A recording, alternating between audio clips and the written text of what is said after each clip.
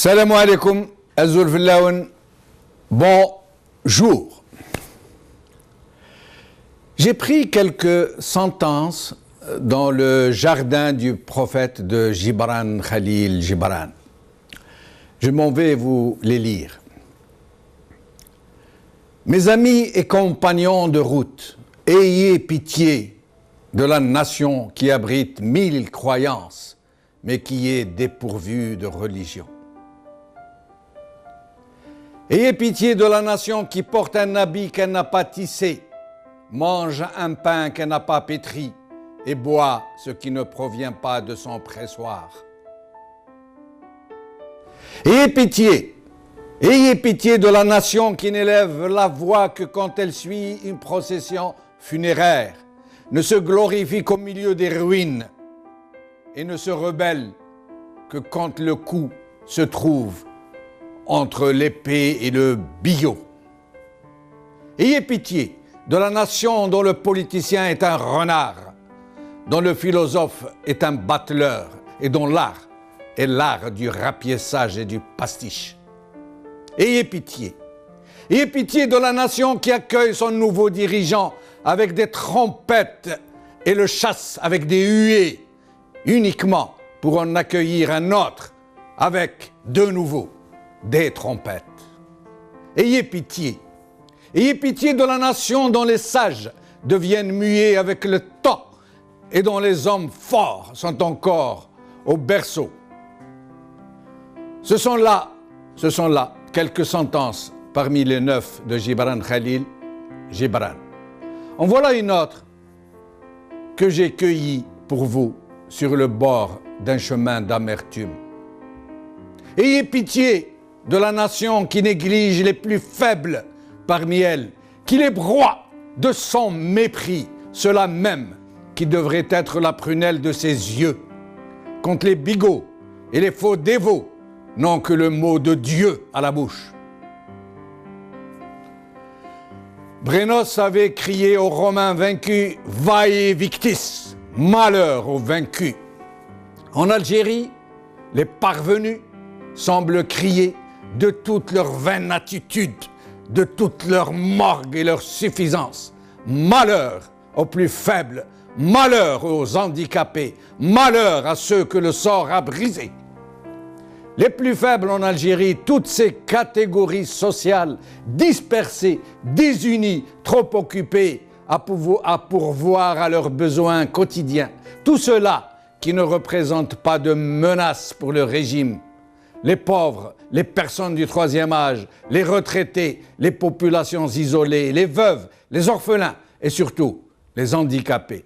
Tout cela, toutes celles-là que la naissance ou un terrible accident a privé de la faculté de pouvoir disposer de la possibilité de marcher, tout simplement, de voir, tout simplement, d'entendre, tout simplement, de parler, tout simplement, n'ont droit à rien d'autre qu'à du mépris, de l'oubli, de l'agacement. À ce sujet, celui des handicapés, je veux d'abord m'excuser, demander pardon de ne pas avoir commémoré leur journée, la journée nationale du handicapé qui a eu lieu le 15 mars. Quel que soit le sujet qui a capté notre attention ce jour-là, et quelle que soit son importance, il n'aurait pas dû éclipser un tel événement.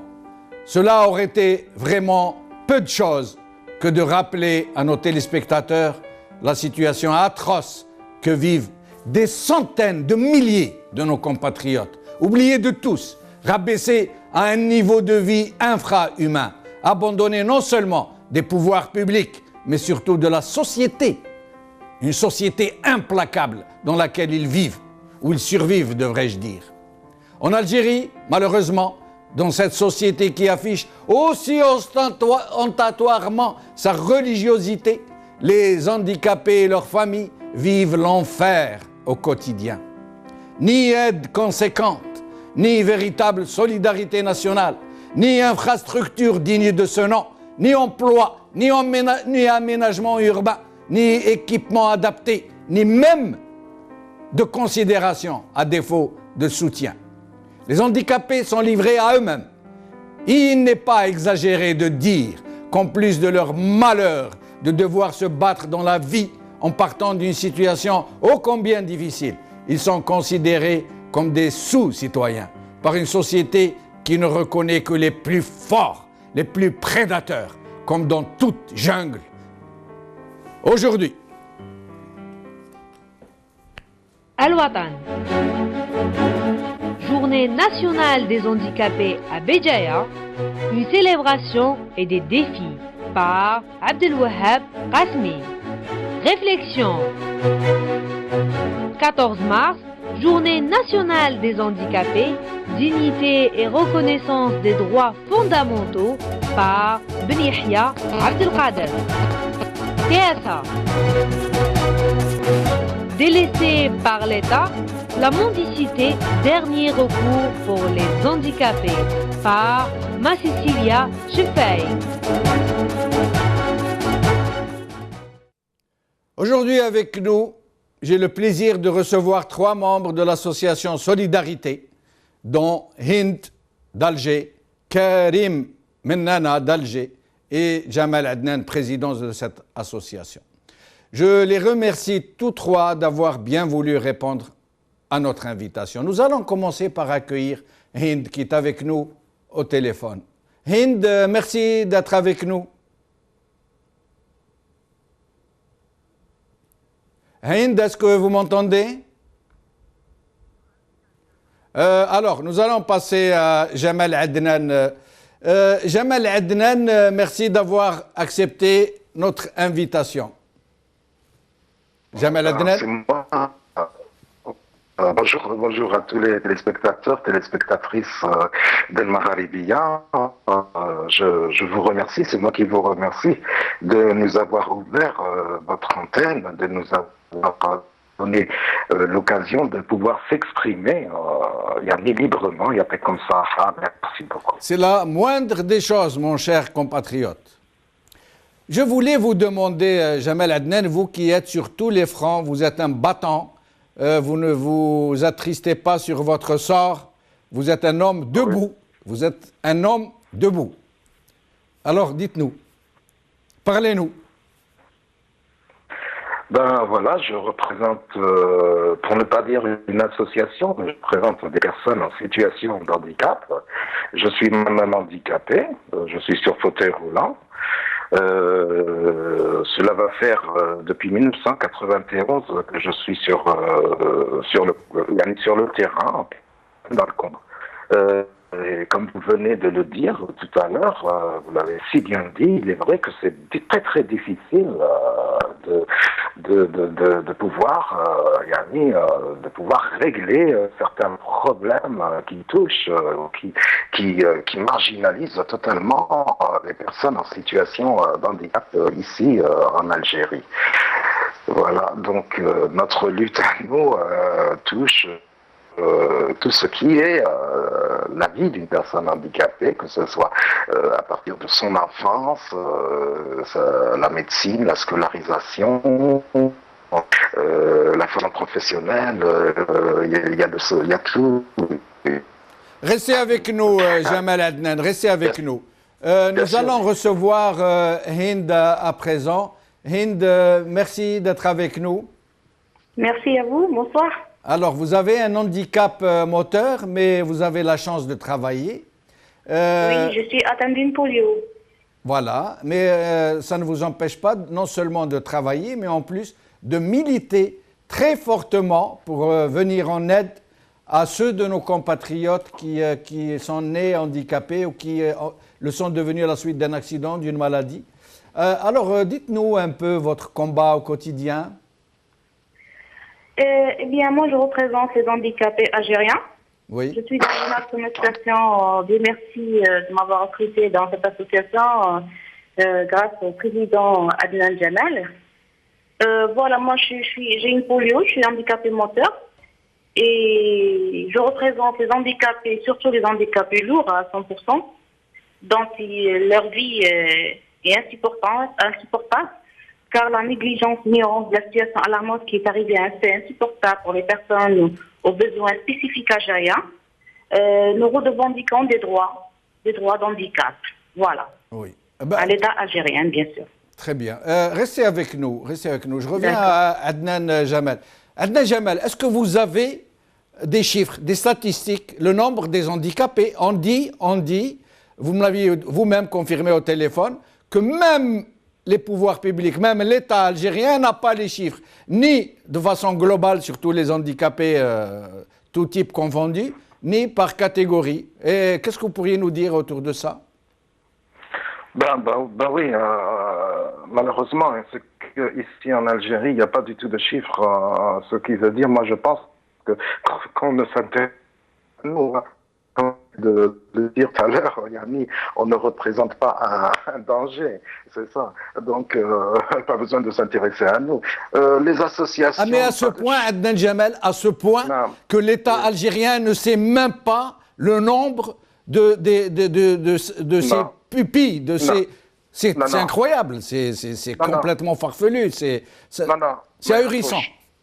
Mais il y a un fauche parce que je vais vous dire, moi la première fois où j'ai commencé à travailler, je visitais comme ça les communes, les APC, hein, ce sont les mairies en quelque sorte, voilà.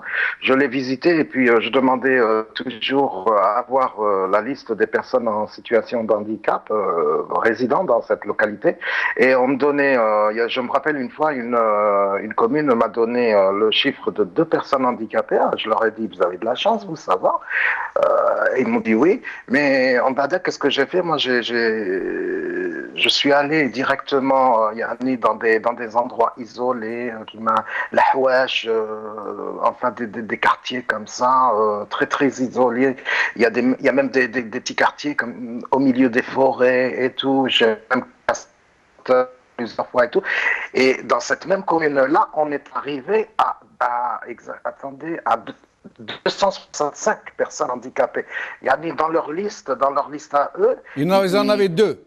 Ils en avaient que 2. Et 263 n'existent pas. Ouais, 2, je me rappelle, c'était un non-voyant et un sourd-muet. Et les 263 autres n'existent pas, légalement. Il n'existait pas. Et donc, j'ai dû courir pour faire leur dossier et tout ça, et leurs cartes et tout, et pour les déclarer. Mais bon, maintenant, ils sont plusieurs. Maintenant. Restez avec nous, Jamal Adnan. Restez avec nous. Nous allons revenir à ce brûlant sujet de la pension qui est allouée aux handicapés. Je reçois à présent Karim Mennana. Merci d'être avec nous, Karim.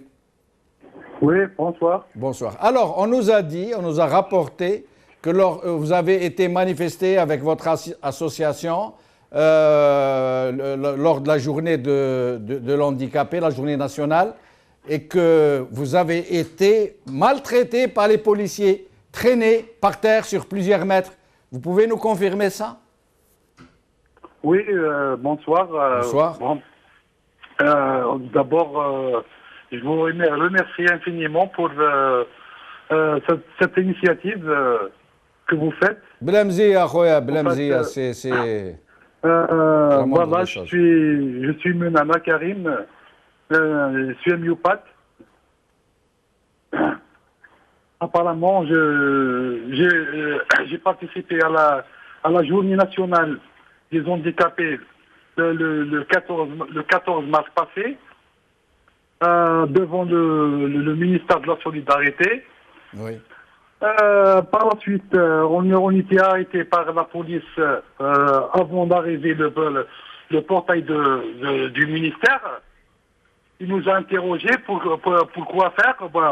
En fait, on a répondu pour ça, c'est-à-dire que c'est une fête nationale des handicapés de nous. On a venu ici pour nos objectifs. Pour réclamer nos droits. Après avoir discuté avec la police, il nous a empêché de rester devant le portail pour que les médias et pour que tout le monde va voir ce que les handicapés vont à réagir. Après le débat avec la police elle nous a, elle nous a empêché d'abord, d'aller devant le portail. Et puis, j'ai discuté avec la police là, et il n'a pas voulu même pas de m'entendre. Et puis, celle du ministère, il y a une femme là, qui était présente là. Elle m'a interrogé ce que vous voulez, vous les handicapés. Je lui ai répondu ce que on a beaucoup de réclamations, on a beaucoup de nos droits qu'on veut réclamer. Il y a un policier là qui m'a dit que je voulais parler avec toi. Ben, je lui ai répondu, c'est parce que j'ai pas parlé avec la police. Si j'ai parlé avec la police, pourquoi que je descends à Alger, comme je suis loin de la capitale? Alors, si je parle avec la police, je préfère parler avec la police de Mais sinon, ils vous ont, vous savez, Karim, on a très peu de temps. Ils vous ont maltraité? Oui, le policier là, il m'a, je sais pas, il venait derrière moi et il me fait tomber à terre. 4 policiers autres, ils m'ont ramené jusqu'au fourgon de la police. Ils m'ont condamné dans le fourgon de la police jusqu'à la fin de la réunion. Manifestation. Mais restez avec nous. Jamal Adnan, combien touche, quelle est la pension de l'handicapé d'une manière générale? On nous a dit 3 000 ou 4 000 dinars par mois. Ouais. La subvention est de 4 000 dinars. Le problème, c'est que, premièrement, elle est insuffisante. 4 000 dinars, 4 000 dinars pour vivre, oui. Hein? 4 000 dinars pour vivre. Oui. C'est la seule pension, c'est le seul revenu. C'est le seul revenu. C'est normal, c'est le seul revenu, parce que c'est des personnes qui ne travaillent pas et qui ne peuvent pas travailler aussi. Et 4 000 dinars, c'est une somme, vu la cherté de la vie et tout ça, ma fiche du tout. Et on nous a dit d'abord que ce n'est pas payé régulièrement, il y a des moments où c'est payé 6-7 mois plus tard, et qu'ensuite, l'handicapé doit se déplacer, sinon il ne perçoit pas. Ça veut dire qu'il n'y a même pas de virement dans son compte. Est-ce que vous pouvez nous confirmer ça?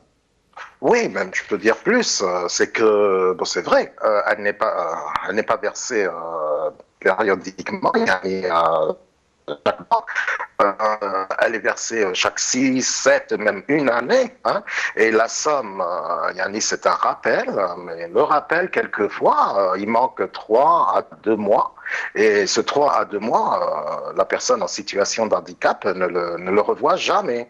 C'est incroyable, vous allez me dire qu'ils volent, alors non seulement ils leur donnent 4 000 dinars par mois, mais en plus ils les volent. Ouais, le problème c'est comme ça. C'est que même l'argent, la subvention qui est destinée aux personnes handicapées, c'est les politiciens hados, les maires et tout ça, ils manipulent, ils les utilisent. On aurait aimé que ça soit directement du trésor à un compte CCP. Et c'est pas, pourquoi ils ne le font pas? Pourquoi ils ne font pas de virement directement? Je ne sais pas. Il faut que l'handicapé se déplace pour recevoir ces... c'est incroyable. C'est incroyable. C'est de la cruauté mentale, là. Moi, je me rappelle dans le temps, avant, quand